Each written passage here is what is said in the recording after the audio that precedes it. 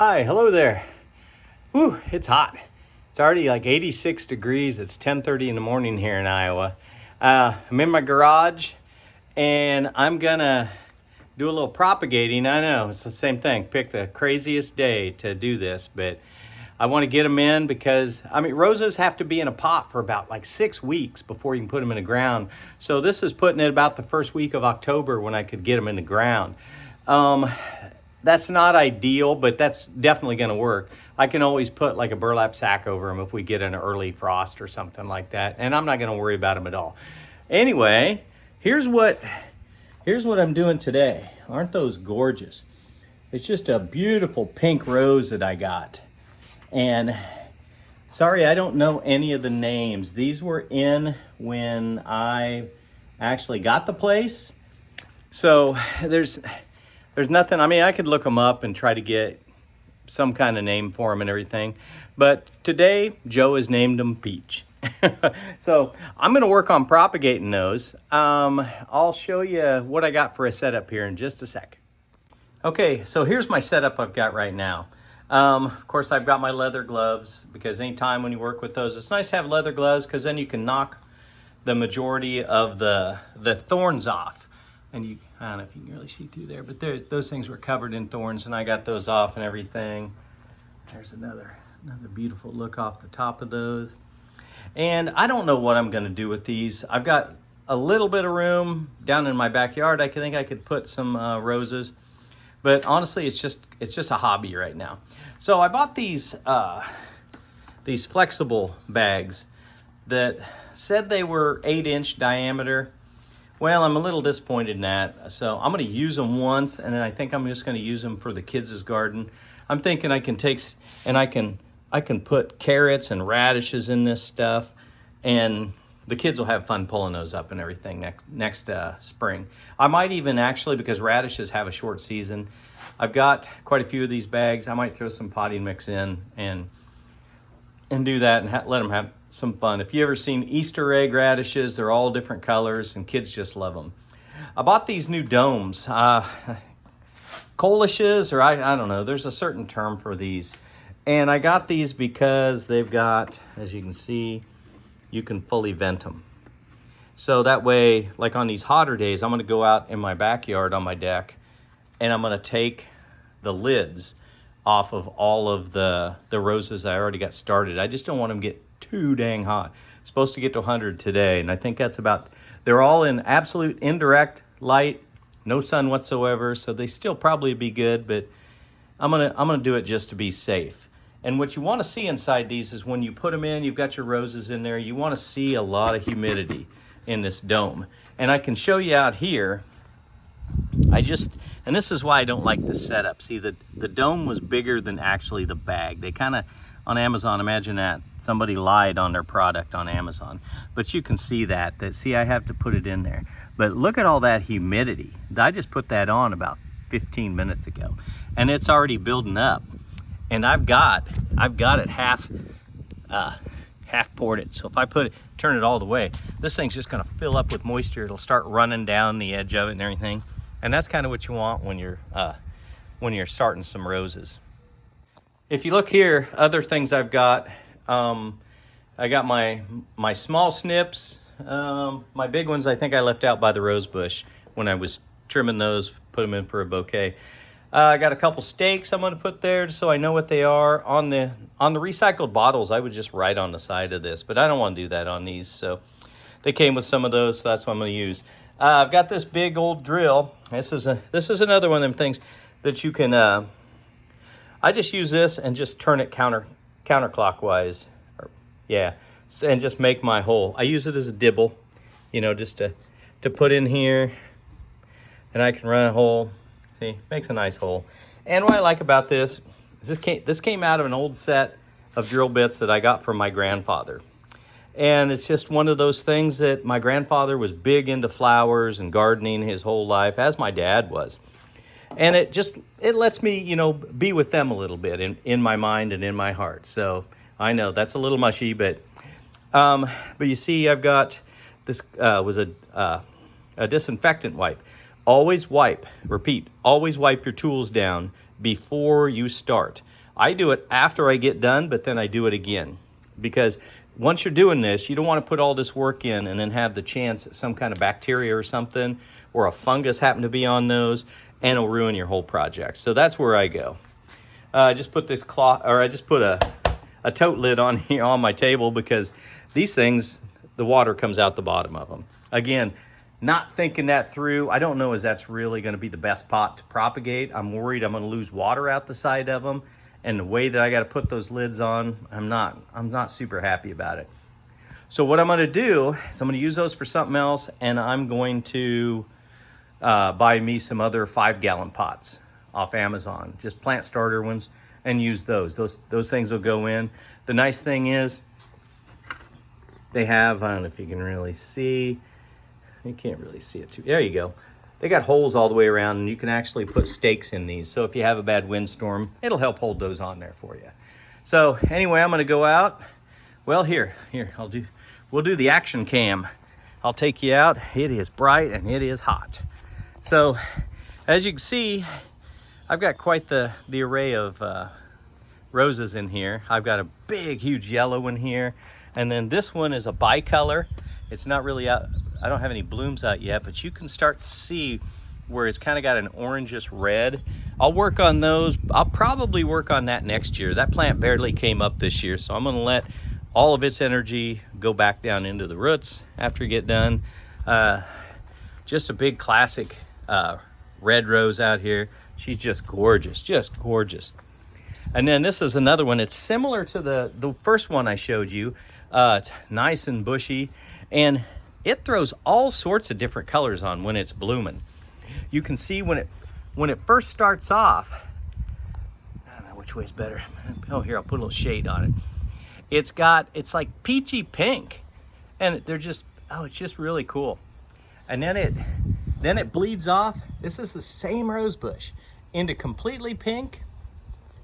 And then as it starts to fade out, I hope you can see that, it's pink, and then it goes back and it throws some yellow in the middle.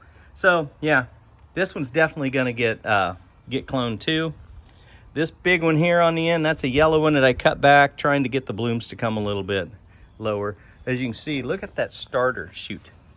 And there's my finger for reference on that, how big that is. That part's almost too woody. You wouldn't even want to start that. But this thing just shoots up. If I wouldn't have trimmed that back, that bush would have been 8 feet this year. Here's the beauty I'm doing today, the peach. Right on the end here, big, huge, long. Look at how long those shoots are up there. So I'll be able to get 4 or 5 starts just off this one right in here, the back one. It's really big. And then it's kind of crowded out, but there's a red rose bush back here, exactly like the other one. We've got a climbing white here that I forgot to put its trellis up this year, so it's kind of going all over the place. I'm going to trim it back hard and let it finish up for the summer. This is one that Nancy got last year, and it's just really nice. I'm going to get some starts off of that. That's a fragrant purple, and you don't have smell-o-vision, but you can just see, look at these gorgeous blooms, and look at how many are on this thing. I could cut that and make a huge bouquet out of those today. There's another one down there. It's got that classic tea rose, I should say. This is the one we got this year. It's a little small, been a super hot summer, but it's got all sorts of new growth on it. I'd love to get one just in case something happens to this and see if I could get it transplanted, but I don't know if that's going to happen. This is, it's funny, it's right next to her sunflower thing that has these colors, and that's actually the color it is. It's a brilliant white with red around it. It's not even really throwing the red on it yet. And a little miniature white hibiscus that's over here, or not hibiscus, hydrangea, sorry. That's a 60-year-old man talking before he's thinking. So that's what I'm working with today, and I guess the channel today is going to be more bourbon birds and blooms, I guess. So, and it's if any of you guys, if you're close, and if I get these all started, I know I got one viewer over in Oskaloosa. Hey, if you're interested in some roses, I'll have some for you. Just send a email to Nancy on her page and we'll get you hooked up. Okay, on to cutting. Okay, I know this is really dark. I'm on the opposite side because, like I said, it's really hot and I don't want to be in the sun any more than I have to. I get really, after my triple bypass surgery, I get really winded and worn out when I'm out in the sun for a long time. So this is that big, huge stalk. Look at this thing going down. This is, I bet it's almost 5 foot. And what I'm gonna do is we're gonna come down here, and I'm trying to decide, I think I wanna come down, clear down here and cut at this 5 leaf. I've got another one up here that I could cut at, but that, I don't know if I wanna cut clear up there. That makes the plant's leggy enough, and I only let it get leggy like this for some cuts, so I could start some. So I think I'm gonna take it back down to that lower one. I could start it here, or I've got another 5 one here. Oh boy, I got another nice 5 one down here. Whatever I take down, what I like about this, it's still gonna be able to grow, it's still gonna do great this year, and it's gonna give a little bit more room for this red one here. Oh. Well, shoot. I think I'm gonna go low. I think I'm gonna go clear down towards the base. It's gonna be about 18 inches off the ground, and that'll let another strong stalk come up. And you wanna cut at those 5s because I'm trying to remember the cells around the leaf around in that, just below it and just above it. I can't remember. I think if my son-in-law was here, he would know. I think they call them unincorporated cells maybe. And that's just a fancy term for the cells that are around there don't know what they want to be. They can help turn into stems and leaves, or they can turn into roots, and that's why you cut around those. So I'm gonna go down there, cut a couple others, and we'll go back to the table in the garage where I'm not in the sun. Okay, here's that first cutting. This is from the bottom. You can see I've got a ton left to cut out, but I got this one and I got another one that's similar to it up there that I kind of like. One time I saw on another YouTube channel that if you can get these elbows like this, there's a lot of those unincorporated cells around that. And I'm down below it, so I can still strip it down a little bit there. And you come up and you can see I've knocked all the thorns off pretty much. There's a couple little ones left that, you know, will be a good nuisance for me. And what I'm gonna do is, I don't know if I can do this but you wanna get,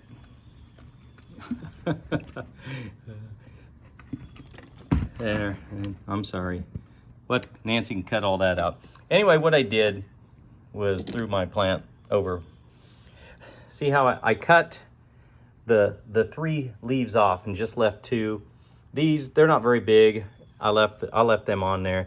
You want it to be able to draw a little bit of photosynthesis to help the plant, because it's gonna need a little bit of energy to throw some roots. So then I'm gonna take my small set with sharp edges and I'm gonna shave down the sides of them, and then I'm gonna dip them in this rooting powder. And that's what helps to, this, like I said, it speeds root development, and it really works. You know, you can get them to go the other way, but it takes, I bet it takes a month longer. So you just want to get them sped up so you can get them in the ground and get them on their own. So that's what that is. My hole's not quite as big to run that elbow in, so I'm gonna put the rooting powder on after I shave it down. I'm gonna let it set for a little bit to guarantee that a lot of that stuff sticks when I go to push it down in. I might even try to widen that hole. And off we go again. And just like that, I've got 3 of those peach roses in there. Got them started. I got one stem's a little too long, but I don't want to disturb it right now. It'll be fine. Cut some of the leaves back on all of them so they don't work too much on that, and they start throwing their energy into making roots for that to survive. That's what it is. It's an instinct that God has put into those plants, that they don't want to die. You know, they want to keep their species going and everything, and that's a benefit to those that want to start roses. So I'm gonna I'm gonna put that top on, get this one all closed up and do the other one. And once I got them where I want them, I'll be back and show you final results. Okay, I'm back quick. I haven't got the other one done yet, but I thought I'd show you. I ended up, because I didn't like the way they fit on these pots, I went ahead and I cut the rim off of one of them. And after doing that, here's what I ended up with. Look at how nice that goes down into that bag. I kind of wish the soil was a little bit higher in there, but after I filled it up, I mean, there's 4 quarts in there. It looks like it probably could have took 5, but it's gonna work. I got lower size roses in this. I'm not starting anything super tall. Still thinking I like the idea of getting the other pots, but I'm gonna go ahead and cut one more off and go put it on that other one I got on the deck, because I was out there very frustrated with how that was working. So, all right, I told you I'd be back. I'll be back again. Okay, we're out here where I've got just tons of roses going. I've got quite a few in the back that I've had in for 2 or 3 weeks. So in another at least a week, I'll lift one of those and we'll try to pull some of the roots. You know, might end up losing the plant, but I've got 6 reds and 6 yellows back in there. I've got 3 of this, the one out there, the fragrant purple, are in this pot here, this trio. And I think that's all I got right now.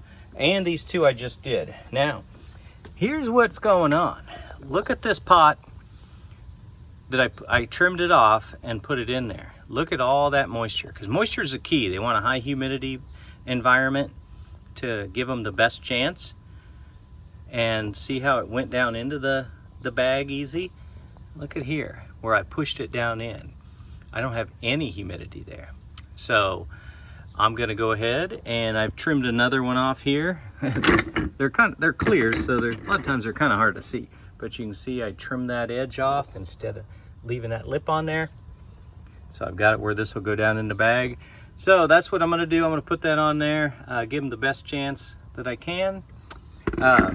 Hope you like this video. If it's informative, you know, give me a like. You know, that stuff helps the channel get recognized, and more people will see it and everything. And we're just in it to, you know, help people. You know, whether it's bird questions, bourbon questions, or now even bloom questions. Go ahead and shoot me an email. I believe there's an email attached to this. Nancy does all of that and lets me know. Or you can just, if you're on both channels, you can go to hers, and I think it's autismourdailyview@gmail.com is hers. So we'll be back for something else on the next one.